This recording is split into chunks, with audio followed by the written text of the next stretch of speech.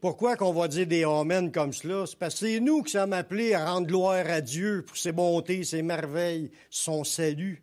Amen. On continue un petit peu l'idée de la semaine passée. Y a-t-il quelqu'un qui se rappelle de ce qui s'est passé la semaine passée? Entre parenthèses. On parle de samedi, bien entendu. On parle de la vraie Pâque des Juifs. On a parlé de la Pâque des Juifs, que c'était la vraie Pâque que l'Éternel avait instituée. Puis c'est cette journée-là que Jésus est mort sur la croix, la journée de Pâques. Il n'est pas ressuscité à Pâques. Il est mort à la journée de Pâques. Il est ressuscité 3 jours et 3 nuits plus tard. Mais ce qu'il faut comprendre, c'est qu'on n'est pas là pour continuer la fête moderne qui est instituée par le gouvernement ou par l'Église catholique. Nous, ce qu'on veut souligner, c'est la fête biblique. Comment est-ce que les Juifs, eux autres, fêtaient cela? Puis il ne faut pas oublier que pour les Juifs, cette fête-là, la fête de Pâques, durait 8 jours. Ça ne durait pas juste une journée. Il y avait la journée de Pâques, mais il y avait une semaine complète de la semaine des pains sans levain qui fait partie de la fête de Pâques. Donc, aujourd'hui, on est là pour eux, pour la vraie fête de l'Éternel, selon la date qu'eux autres sont cette année. On est encore dans le temps de la Pâque, puis on est la dernière journée de la semaine des pains sans levain. Donc, qui était pour eux une journée qui devait être une journée fériée, comme, qui ne travaillent pas cette journée-là, un sabbat, une journée de repos, puis en même temps, ça tombe en même temps que le sabbat à eux. Mais on veut le souligner encore. Pourquoi? Mais c'est parce qu'on veut que tout le monde sache ce qui s'est passé cette journée-là. On a vu beaucoup de choses la semaine passée. C'est à quoi la racine de ce sujet-là, de la fête de Pâques, la Pâque des Juifs. Mais aujourd'hui, on va comprendre un autre aspect de la Pâque qui veut dire, selon le titre que j'ai donné au message, la Pâque, c'est la victoire du Seigneur Yeshua, le Christ. Pâques, tout le monde pense, la Pâque, il est mort. Oui, c'est vrai qu'à la Pâque, Jésus, il est mort. Mais c'est là qu'il a remporté la plus grande victoire qu'il y a jamais eu dans toute la création. Il s'est passé des choses extraordinaires dans ce combat-là qui a terminé à la croix. Mais pour lui, Jésus, ça ne s'est pas terminé là puisqu'il est ressuscité le 3e jour. Il a vaincu la mort, il y a un paquet d'affaires, un paquet de bénédictions grâce à son sacrifice qu'il a accompli à la croix. C'est rare que tu vois ça, que pendant une guerre, que c'est en se laissant mourir que tu gagnes la victoire. Mais c'est ce que Jésus a fait. C'est dans sa mort qu'est venue la victoire. C'est pas dans le combat puis écraser l'autre. Par sa mort, il a été écrasé, l'autre. Mais c'est pas lui qui l'a écrasé. C'est sa victoire qui l'écrase. C'est Dieu qui l'a accompli. On va voir aujourd'hui la victoire par la mort et la résurrection de notre Seigneur. On va voir des points qui sont la base de notre foi. C'est important de comprendre c'est quoi l'Évangile, que l'Évangile, c'est la bonne nouvelle. C'est la bonne nouvelle de quoi? La bonne nouvelle que le Christ y est mort puis qu'il est ressuscité. C'est le centre du message. Ça, il faut le savoir, puis pas juste le savoir. Il faut en être pleinement convaincu. Puis pas juste convaincu pour les autres, pour nous, parce que ça nous donne d'être sauvés.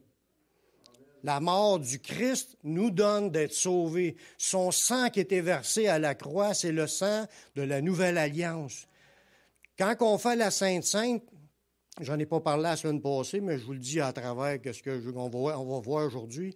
Quand on fait la Sainte-Sainte, on répète cet événement-là une fois par mois, des églises à toutes les semaines. Bon. Mais ça, la Sainte-Sainte, c'est la Pâque. Jésus a institué la Sainte-Sainte la journée de la Pâque. Il a dit à ses disciples, j'ai désiré vivement de manger cette Pâque avec vous. Puis là, il a mangé la Pâque avec ses disciples. Puis c'est pendant le repas de la Pâque qu'il a pris le pain. Faut toujours se mettre dans le contexte que Jésus, c'était l'agneau de la Pâque. Puis quand tu comprends ça, lui, il a rompu son corps, puis que tout le monde en a mangé, comme à la fête de Pâques, il fallait que tout le monde mange de l'agneau qui avait été immolé pour que tout le monde en mange, puis qu'il soit mangé au complet. Fait que Jésus était l'agneau de la Pâque, prophétisé par la fête, qui se perpétuait d'année en année depuis 1500 ans. Elle a eu son accomplissement cette journée-là, quand Jésus est mort, cette journée-là. Parce qu'il était avec ses disciples dans la soirée, puis dans la nuit, il était resté debout, puis le lendemain matin, il s'est fait assassiner. C'était la journée de Pâques, parce que pour les Juifs, la journée ne commence pas à minuit, elle commence à brunante. Fait qu'à brunante, c'était la journée de Pâques, puis il est mort la journée de Pâques. Puis il était l'agneau que tout le monde devait manger. Puis c'était son sang de cet agneau-là qui nous couvre maintenant, comme le sang couvrait les Juifs pour les protéger du jugement à venir. Il faut se rappeler que c'est le centre de l'Évangile.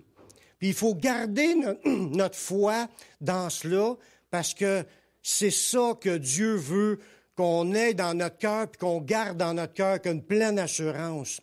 Dans 1 Corinthiens, chapitre 15, le verset 1 à 5, l'apôtre Paul, il dit, « Je vous rappelle, frères, l'Évangile que je vous ai annoncé, que vous avez reçu, dans laquelle vous avez persévéré et par laquelle vous êtes sauvés. » Voyez-vous, l'Évangile qu'eux autres avaient reçu, c'était la bonne nouvelle annoncée par Paul, c'est la bonne nouvelle de Jésus, puis il dit, « Par l'Évangile, vous êtes sauvés. » Si, il y a une condition, vous le retenez tel que je vous l'ai annoncé, autrement vous aurez cru en vain.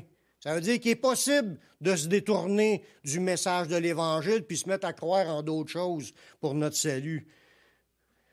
Au verset 3, puis il nous explique c'est quoi l'Évangile. « Je vous enseignais avant tout, comme je l'avais aussi reçu, que le Christ est mort pour nos péchés, selon les Écritures, qu'il a été enseveli, et qu'il est ressuscité le 3e jour, selon les Écritures, puis qu'il est apparu à Céphas puis aux 12. Dans ce message-là, on vient de comprendre les bases de la foi, dans quoi qu'on croit, puis dans les choses qu'il faut garder. Il y a 4 points là-dedans. Il y a le point que Jésus est mort pour nos péchés, il a été enseveli, il est ressuscité le 3e jour, puis qu'il est apparu. Il a donné des preuves qu'il est ressuscité. Il a apparu à plusieurs reprises aux apôtres, puis même un coup, il était à 500 personnes qui étaient réunies, puis qui a apparu à tout le monde, pour démontrer qu'il est vraiment ressuscité. Amen. Ah, est-ce que vous croyez cela? C'est ça le message central de l'Évangile. Si vous croyez qu'il est mort pour vous, puis qu'il est ressuscité, puis qu'il est à la droite de Dieu, vous avez compris le message, le centre du message. Maintenant, il faut marcher avec lui.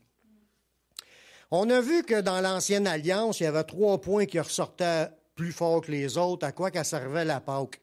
La Pâque, là, quand ils ont célébré la Pâque, il faut se rappeler que le peuple juif était esclave en Égypte, puis là, il était comme battu, maltraité.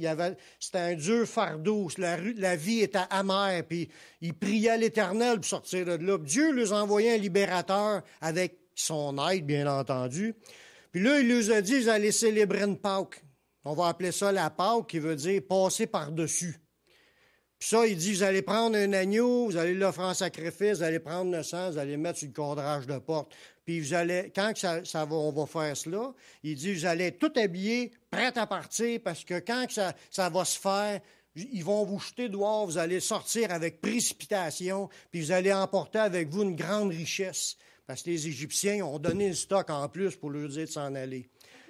Fait que par la Pâque, Dieu faisait des choses là, incroyables, comme c'était jamais fait. Il a donné un jugement aux dieux de l'Égypte, parce que les gens de l'Égypte qui maltraitaient les Juifs, ils faisaient ça dans le nom de leur Dieu, puis il n'y avait pas la crainte du Dieu d'Israël. Mais Dieu d'Israël, qui est le Dieu vivant, a jugé les dieux de l'Égypte. Puis quand il y a eu la Pâque qui a été faite, le premier-né de chaque famille est mort dans les humains et comme dans les animaux. Ça a été une grande mortalité dans le peuple. Le peuple a été frappé d'un jugement de Dieu. Mais pour les Juifs qui croyaient en Dieu, qui ont célébré la Pâque, qui ont mis le sang, ils étaient épargnés. L'ange de la mort passait par-dessus, puis il n'y avait pas de mortalité. Il y avait la vie sauve à cause du sang. Voyez-vous, c'est une belle affaire, c'est un bel exemple qui a rapport avec la fête de Pâques à travers Jésus. Ça a permis aussi la fête de Pâques, ça a démarré leur libération du peuple. parce que le peuple il était esclave en Égypte. Ils ont été libérés, puis en plus, ça leur a donné d'être enrichis par Dieu. Parce que dans le temps qu'ils étaient esclaves, ils étaient pauvres. Puis quand Dieu les a sortis de là, ils sont sortis riches. Dieu a béni son peuple, qui ont eu une grande richesse qui leur ont été données, que Dieu a pourvu pour tout ce qu'ils auraient besoin pour la suite de leur vie. Puis la Pâque aussi, ça a débuté la marche vers la terre promise. Parce que le fait que tu sortes de l'Égypte, tu sors de ton esclavage, ça a le même parallèle pour nous. Quand tu es en Jésus, tu donnes ta vie au Seigneur, tu acceptes Jésus comme ton sauveur avec repentance. Tu veux changer de vie, il te sort de ta vie. Ton passé, tu en es libéré, puis là, tu marches vers la terre promise, la même affaire. C'est la même comparaison. Mais la révélation complète du sens de Pâques n'avait pas encore été donnée. Dieu a installé ça en prévision de la Pâque qu'il voulait faire à travers Jésus. Parce qu'il faut comprendre que les fêtes dans l'Ancien Testament, c'est l'ombre des choses à venir. Les fêtes annoncent un message prophétique. Des choses qui étaient pour s'accomplir, que Dieu avait préparées d'avance avant même le début de la création. C'était dans son plan d'envoyer son Fils Jésus venir mourir sur la croix. C'était dans son plan que Jésus sera l'agneau de Dieu de la Pâque, l'agneau de la Pâque qui sera offert en sacrifice immolé pour le pardon des péchés de tout le monde, puis nous épargner les conséquences à venir. Puis la révélation de cela, ça a commencé avec Jean-Baptiste.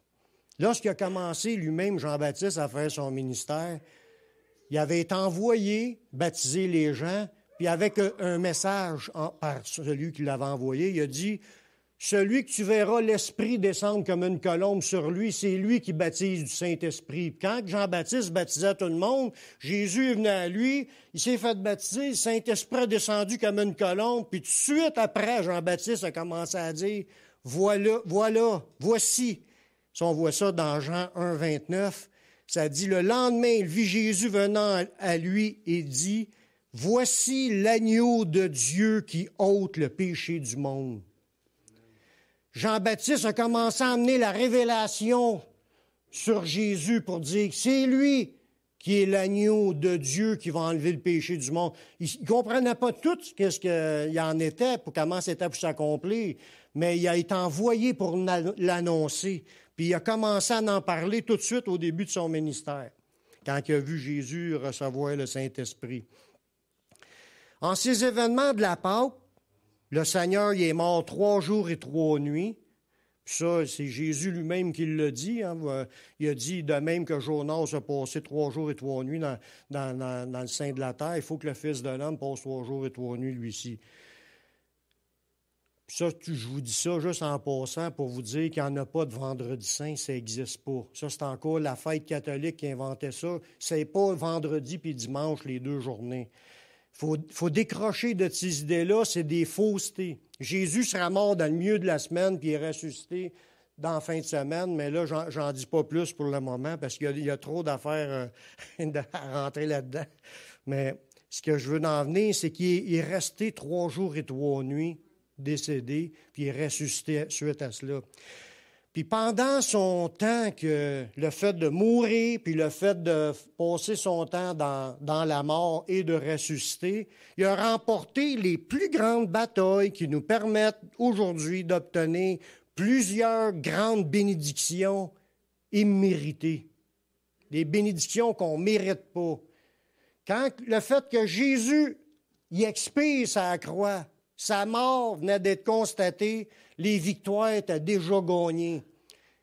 Puis il y a des grandes bénédictions qu'on a aujourd'hui, c'est à cause qu'il a expiré sur la croix, qu'il a versé son sang, puis il en est mort. Puis c'était annoncé d'avance dans les écrits des prophètes qu'il fallait qu'il prenne sur lui nos péchés, nos transgressions, nos maladies, puis il les expie.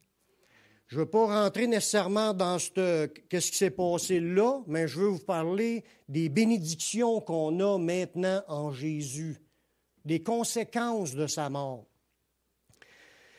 La première des choses qu'on remarque dans la parole de Dieu qui est importante de comprendre, autant qu'à la Pâque, il s'est passé une victoire contre le peuple d'Égypte. Hein?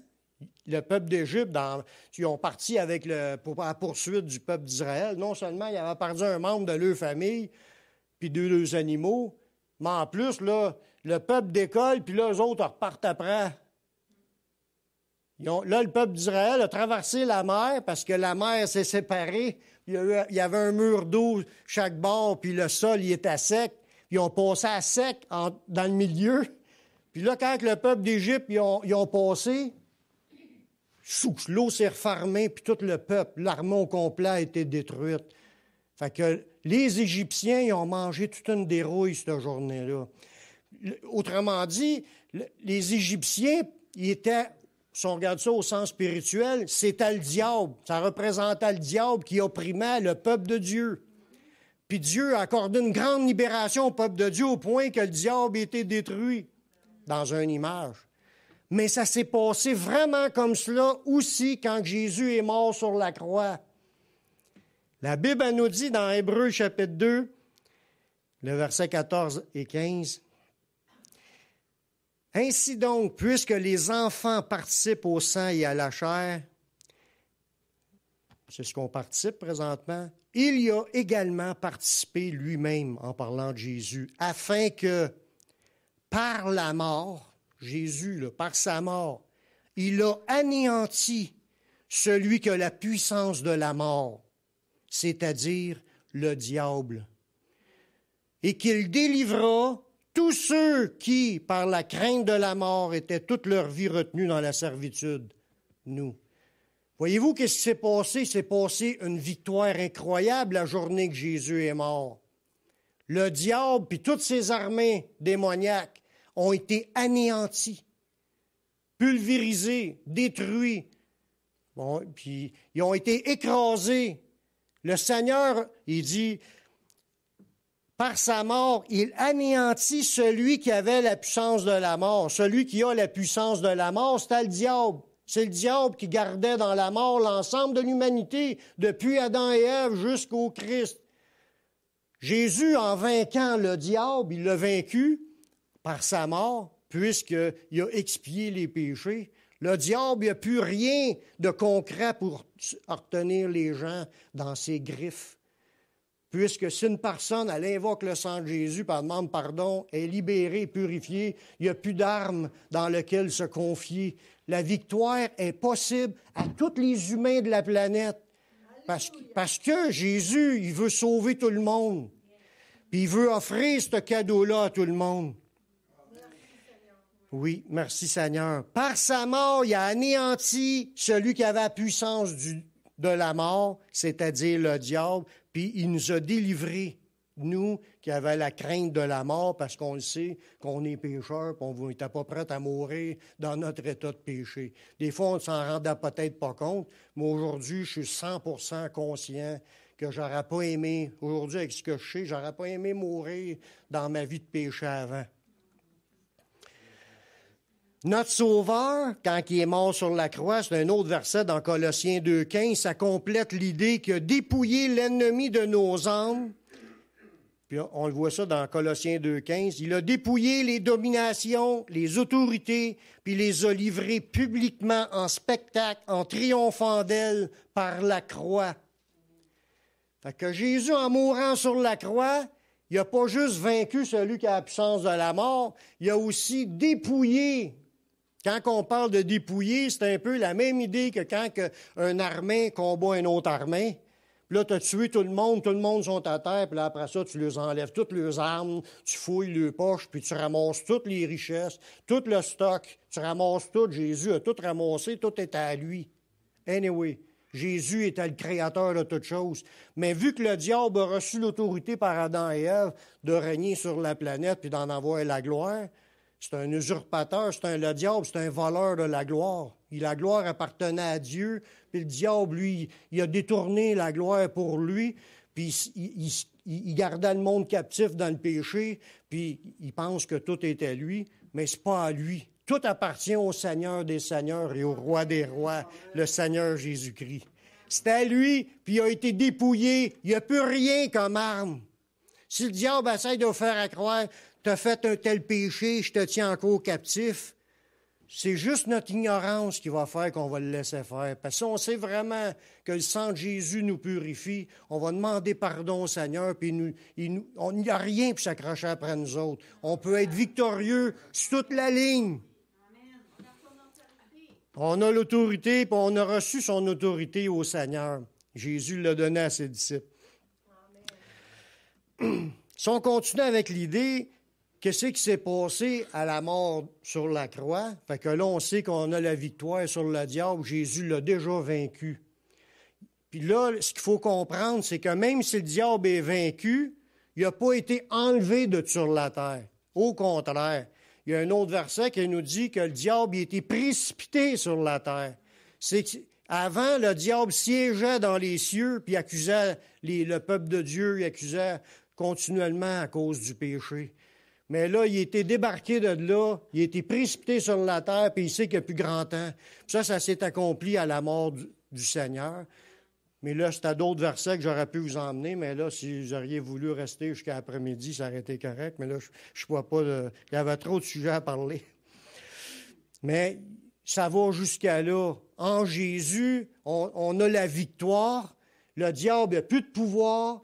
Il n'y a plus d'armes pour se confier. En plus de ça, il n'est plus devant Dieu. Il va juste de temps en temps pour aller parler, mais il ne siège plus là en autorité. Il a été précipité. Puis là, c'est pour ça qu'on a encore un combat à livrer.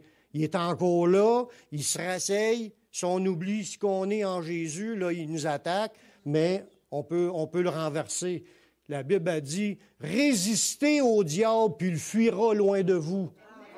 Résistez-lui avec une foi ferme. Parce que les mêmes tribulations sont de nos frères dans le monde. Fait que on a la victoire à cause du sang de Jésus. Une autre chose que le Seigneur a vaincu quand il est mort sur la croix, c'était en donnant son dernier respire, il n'y avait plus de possibilité qu'il tombe dans un péché. Il faut comprendre que du temps que Jésus était sur la terre, il était tenté en toutes choses. Des fois, on se fait achaler et on trouve ça fatigant que le diable est après nous autres, puis il nous tente, puis il nous met des mauvaises pensées ou des mauvaises idées, ou il nous oppresse.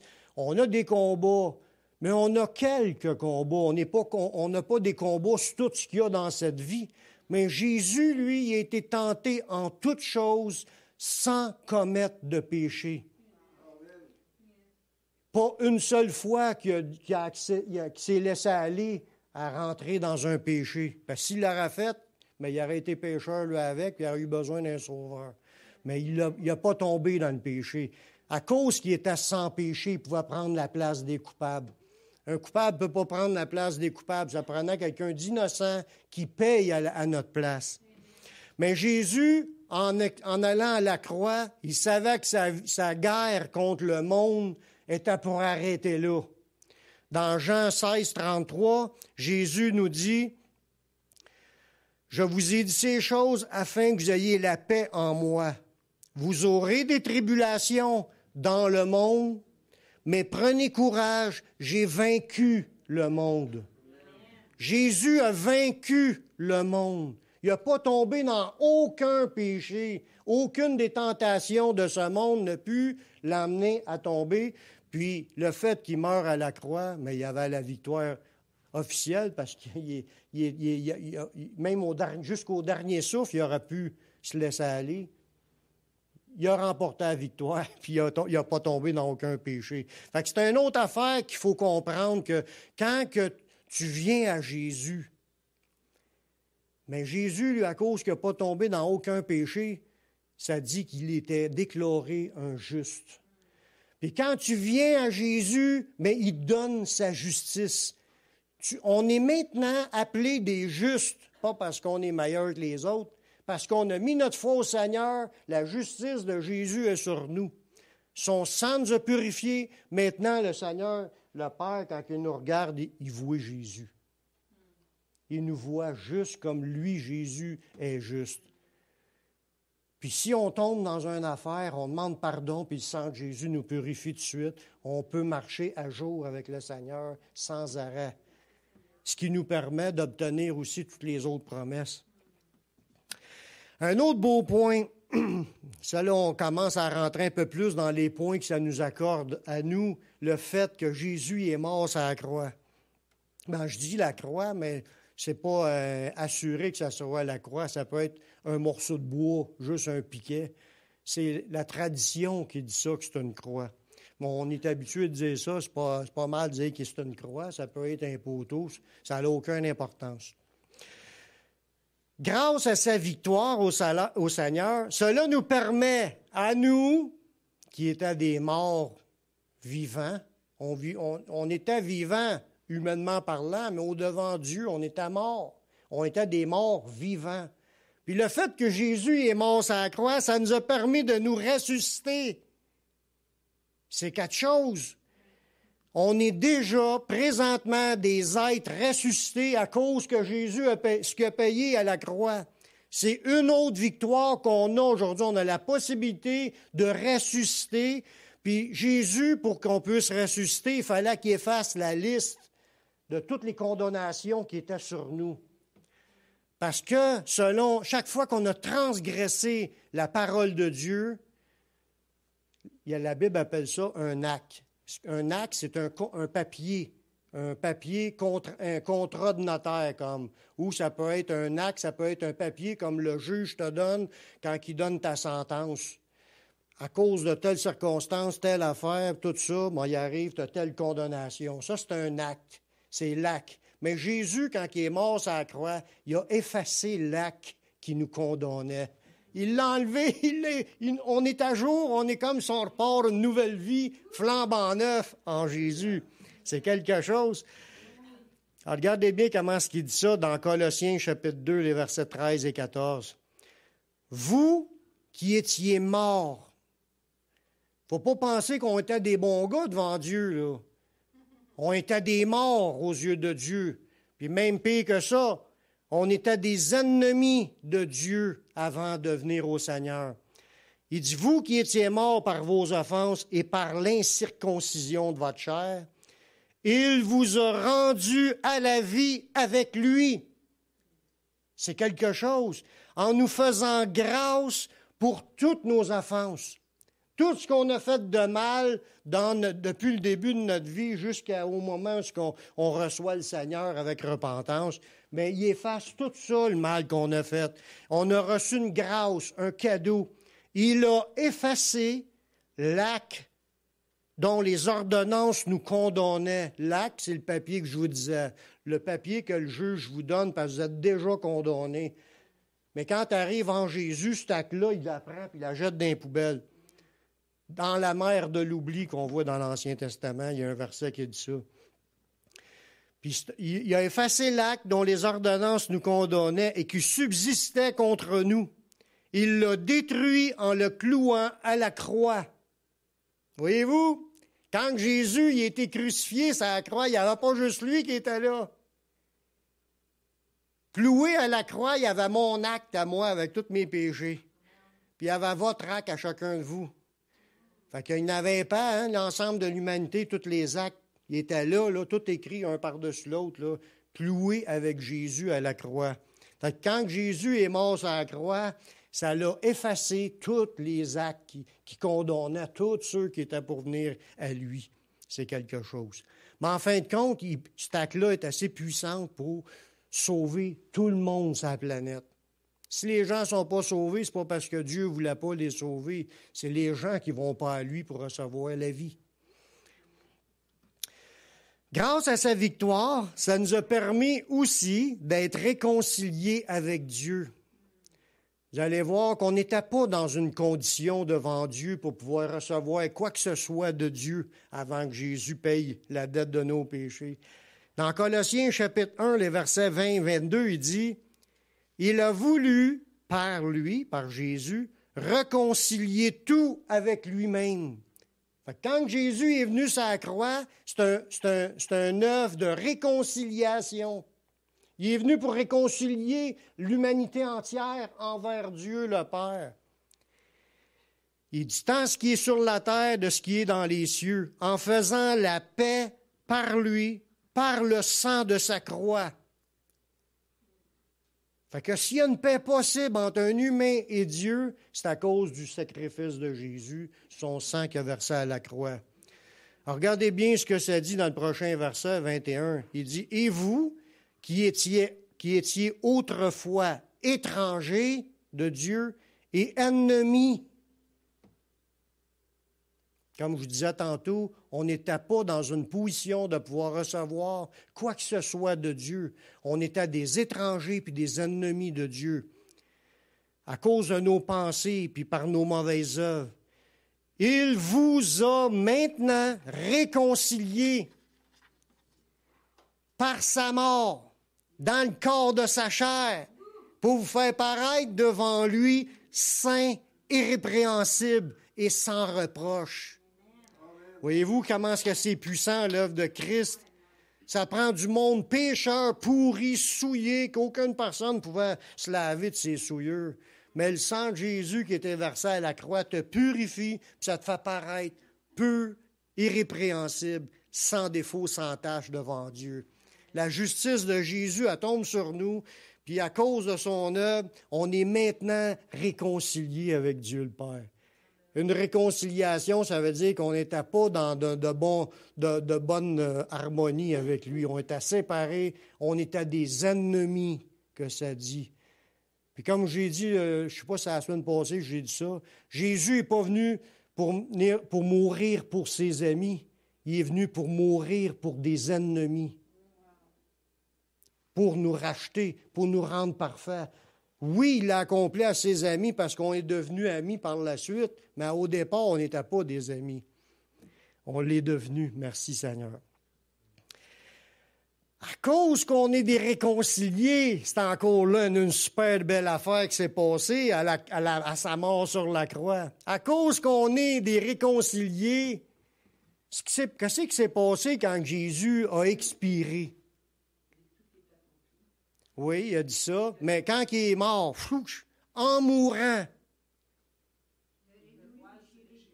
le voile, qui a dit le voile? C'est le voile. Le voile dans le temple, là, ça séparait le lieu saint du lieu très saint. Personne n'avait le droit de rentrer dans le lieu très saint. Il y avait juste le souverain sacrificateur. Le chef des sacrificateurs, lui, une fois par année, il rentrait pour aller offrir des offrandes à Dieu, puis il n'était même pas sûr de ressortir vivant. C'est quelque chose. Il avait mis des clochettes après la robe du sacrificateur, puis quand il rentrait dans le lieu très saint, il devait shaker de même, puis il shakait avec ses clochettes pour savoir, on entend une clochette, il est encore vivant.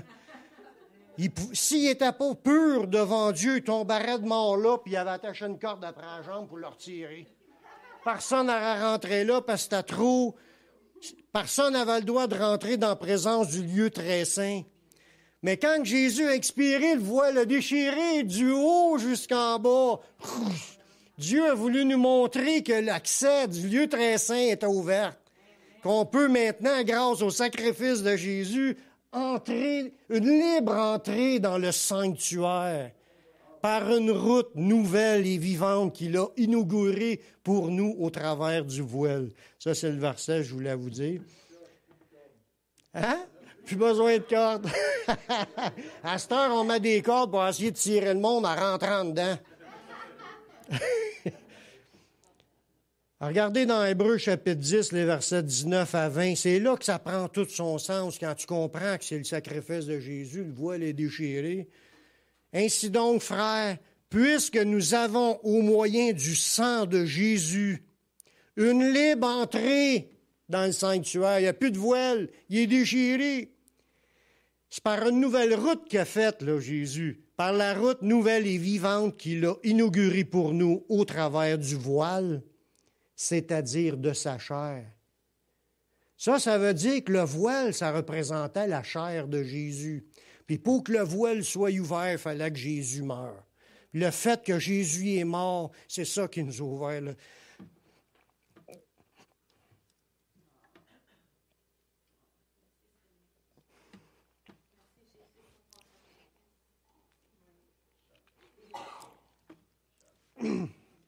Allez-y.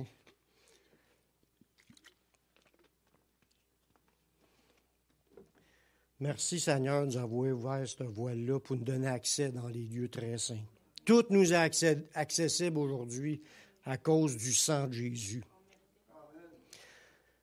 Maintenant, ça ne s'arrête pas là. Grâce à sa victoire, cela nous permet de naître de nouveau, ce qui est impossible avant.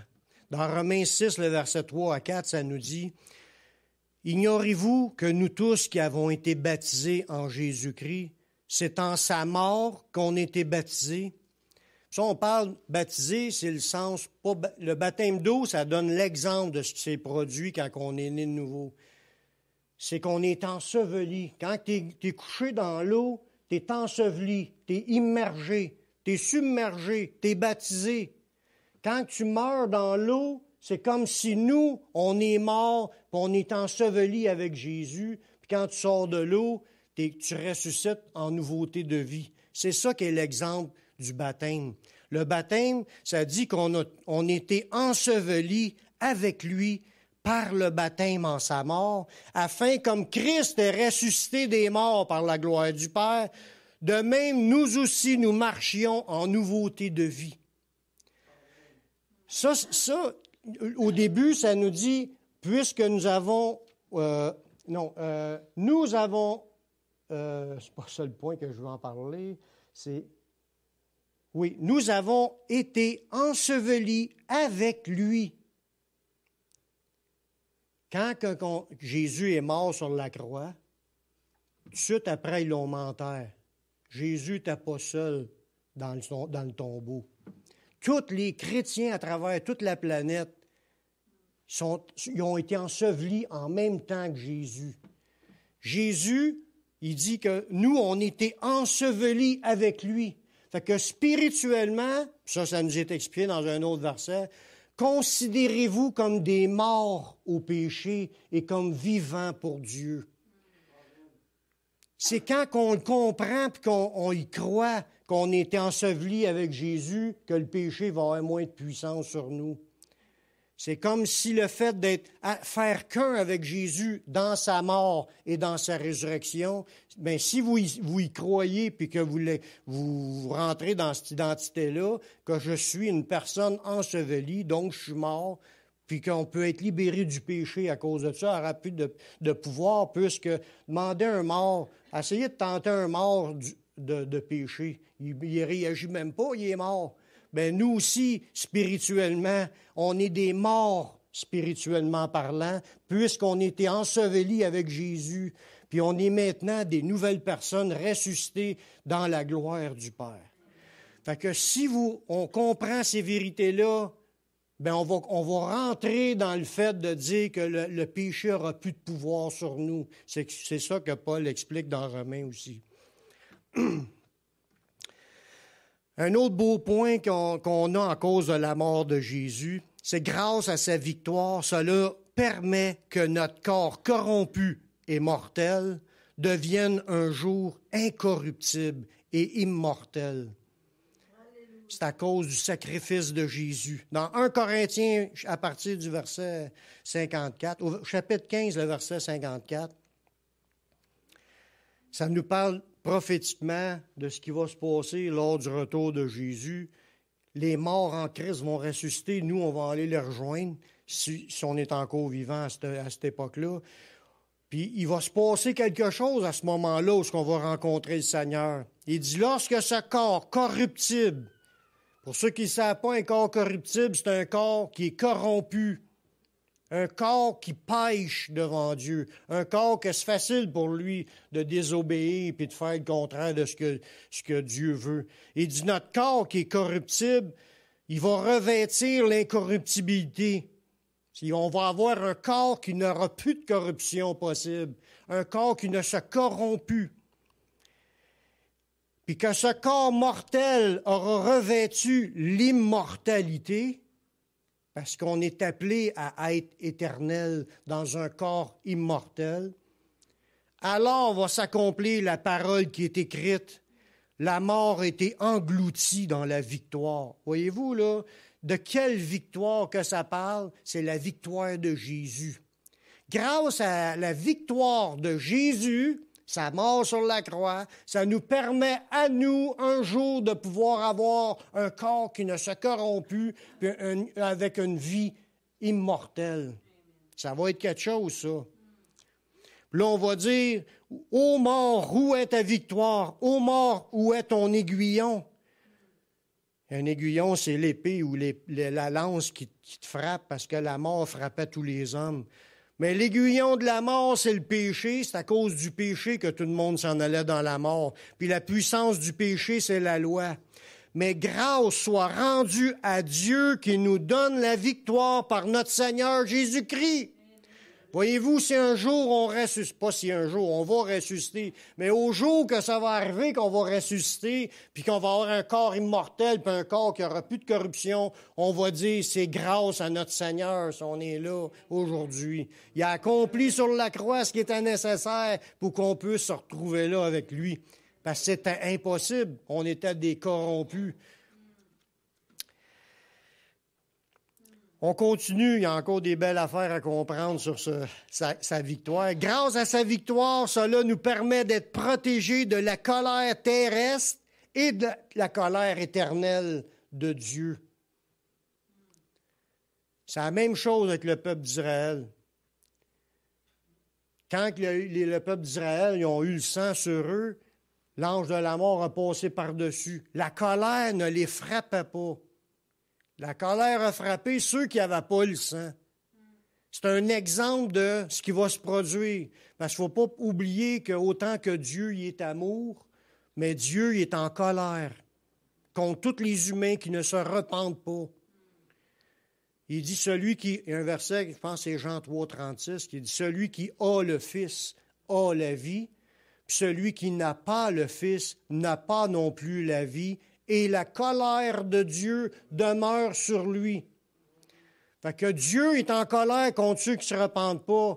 Puis il y a un jour que Dieu a fixé qui va répandre sa colère sur la terre.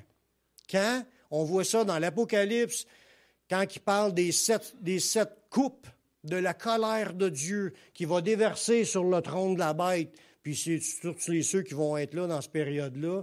Ça dit par elles, ces coupes-là, Dieu il accomplit sa colère. La colère de Dieu s'accomplit dans le déversement des coupes. Mais le fait qu'on est en Jésus, à cause qu'on a reçu la victoire qui est en Jésus, regardez bien dans Romains 5, 9, ça nous dit « À plus forte raison, donc, maintenant que nous sommes justifiés par son sang, serons-nous sauvés par lui de la colère. » Ça veut dire qu'on n'est pas destiné à la colère des coupes. Et la colère éternelle, parce que Dieu va leur dire, « Retirez-vous de moi, maudits, allez dans le feu éternel qui était préparé pour le diable et pour ses anges. » Il n'est pas de bonne humeur quand il va dire ça à du monde, là. Puis il est en colère, la colère éternelle. Les gens ne pourront plus jamais sortir de là. Il y a un exemple de ça que le monde disait quand j'étais jeune. Il dit, quand tu rentres dans cet étang de feu-là, il y a comme un pendule qui dit toujours, jamais, toujours, jamais. Toujours rester, jamais sortir. Ils ne pourront plus jamais, c'est des tourments jour et nuit au siècle des siècles. C'est pour ça qu'il faut s'empresser à aller avertir les gens. C'est quelque chose, ils ont besoin de connaître la grâce de Jésus, la grâce qui est offerte en Jésus-Christ. On continue grâce à sa victoire. Il ne reste plus grand point à regarder, mais c'est quand même... Il y en avait d'autres dans la Bible, là. On ne met pas toutes, mais c'est quand même super de voir tout ce que Jésus a accompli. Ce qu'on ne comprend pas qu'il a tout accompli quand tu dis « il est mort » à Pâques. Il est mort. Oui, si tu vas juste de même, il est mort, mais tu ne comprends pas la profondeur de cette œuvre-là qui s'est accomplie dans sa mort, les victoires qui ont été remportées. Grâce à sa victoire...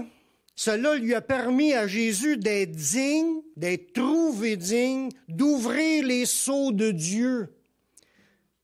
Il n'y avait personne, il ne trouvait pas personne pour pouvoir ouvrir. Il n'y a personne qui était assez digne pour ouvrir les sceaux. Dans l'Apocalypse, au chapitre 5, à partir du verset 2, ça nous dit « Et je vis un ange puissant qui criait d'une voix forte, Qui est digne d'ouvrir le livre puis d'en rompre les sceaux? Personne dans le ciel, ni sur la terre, ni sous la terre ne put ouvrir le livre, ni le regarder. Puis l'apôtre Jean dit, « Et je pleurai beaucoup de ce que personne ne fut trouvé digne d'ouvrir le livre et de le regarder. » Puis l'un des vieillards me dit, « Ne pleure point. Voici le lion de la tribu de Juda, le rejeton de David, a vaincu pour ouvrir le livre et ses 7 sceaux. Et je vis au milieu du trône et des 4 êtres vivants et au milieu des vieillards un agneau. » C'est quel agneau? C'est Jésus qui est l'agneau de Dieu. Il était là comme immolé. C'est ça qui est à l'image de l'agneau dans l'Ancien Testament à Pâques. L'agneau devait être brûlé, elle ne devait pas être bouillie, elle devait être immolée, brûlée. Les restes, ils étaient brûlés. Jésus, c'est l'agneau qui était là comme immolé. Il y avait les 7 cornes et les 7 yeux qui sont les 7 esprits de Dieu envoyés par toute la terre. C'est juste lui qui a été digne d'ouvrir les sceaux.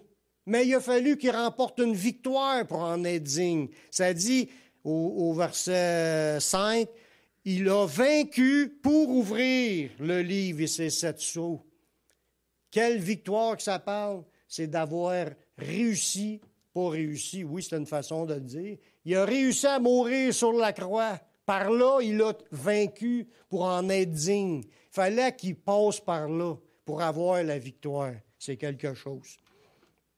On continue. Grâce à sa victoire, à Jésus, cela a permis de créer un royaume formé de gens sauvés qui régneront sur la terre et dans les cieux. C'est quelque chose, ça, avec. C'est tout des quelque chose. Dans Apocalypse 5, 9, il chantait un cantique nouveau en disant, « Tu es digne de prendre le livre et d'en ouvrir les sceaux, car tu as été immolé. » Puis là, on voit ce qui est arrivé. Tu as racheté pour Dieu, par ton sang, des hommes de toute tribu, de toute langue, de tout peuple et de toute nation. Tu as fait d'eux un royaume et des sacrificateurs pour Dieu, puis ils régneront sur la terre. Ça va être quand Jésus va revenir pour prendre son règne sur la terre. Il va écraser ses ennemis. Le diable va être enfermé pendant les 1000 ans, parce que c'est pas juste 1000 ans, c'est pas le règne de 1000 ans, c'est le règne des 1000 ans. Puis il va y avoir la résurrection de tous les morts sauvés qui vont être avec Jésus pour venir installer son royaume, son règne sur la terre pour des milliers d'années qu'on va vivre sur la terre, puis on va régner sur la terre avec Jésus. Puis après ça, tu le vois dans l'Apocalypse plus tard, qu'on va se retrouver sur les nouveaux cieux et la nouvelle terre, puis on va régner pour l'éternité. Ça va être quelque chose. Dieu s'est fait un royaume de rois et de seigneurs. Jésus, lui, c'est le roi des rois et le seigneur des seigneurs. On va régner avec le Seigneur pour l'éternité. Ça vaut-il la peine de servir le Seigneur présentement? Il faut vraiment que tu le voies par la foi pour comprendre cela. Puis là, tu vas dire, ça va à peine que je me consacre. Le petit bout de vie qu'on a à vivre, là, hein? Le petit bout de vie qu'on a à vivre, c'est comme le petit temps qu'on a à vivre sur la terre. Après ça, on tombe dans l'éternité, ça n'a plus jamais de fin. Fait que là, Dieu dit, donne-moi le temps que tu as là. Puis moi, je te donne le temps éternel. Quand tu lui donnes ta vie au Seigneur, là, puis tu décides de vivre pour lui, là, c'est un bon investissement. Puis il y a beaucoup d'intérêts que ça rapporte. Puis il y a un fonds de pension éternel incroyable. Fait que on veut travailler pour notre retraite, travaillons pas pour notre retraite terrestre, travaillons pour notre retraite éternelle. Amen. Parce qu'il y a de quoi de big qui s'en vient.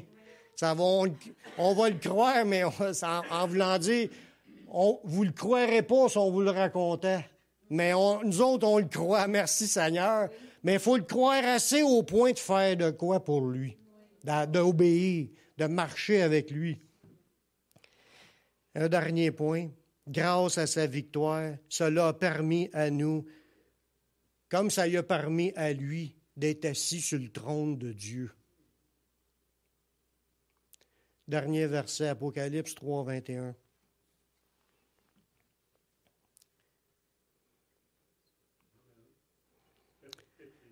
Celui qui vaincra, ça nous parle à nous, frères et sœurs. Celui qui vaincra. Vaincre, là, ça veut dire pas juste de voter pour Jésus. C'est une question de s'engager à être un disciple de Jésus. Jésus a dit à du monde qui croyait en lui, il leur a dit, « Si vous demeurez dans ma parole, vous êtes vraiment mes disciples. » Ça veut dire que si vous lâchez à moitié chemin ou vous ne voulez pas mettre en pratique ce que j'enseigne, c'est comme dans l'autre catégorie, ceux qui disent « Seigneur, Seigneur », mais qui ne font pas ce que Jésus dit. Mais si tu veux être un victorieux dans ta vie, faut que tu sois sincère avec le Seigneur. Tu t'es engagé à le suivre, suis-les. Il te demande de lâcher telle affaire, lâche-les. Lâche les péchés. Garde la foi jusqu'à la fin. C'est celui qui persévérera jusqu'à la fin qui sera sauvé. Amen. Persévérons dans la foi, dans l'obéissance, dans la sanctification. Parce que ça en entraînait plein de monde dans le péché, puis ça les entraînait loin du Seigneur. Mais dans l'Apocalypse, il dit, celui qui vaincra, je le ferai asseoir avec moi sur mon trône. Wow! Comme moi, Jésus, il dit, comme moi, j'ai vaincu et je me suis assis sur le trône de mon Père. Il s'est assis avec son Père sur son trône. C'est quelque chose. Nous, frères et sœurs, on est appelés à être une race royale, un peuple racheté, acquis par son sang. On est maintenant des enfants de Dieu par adoption.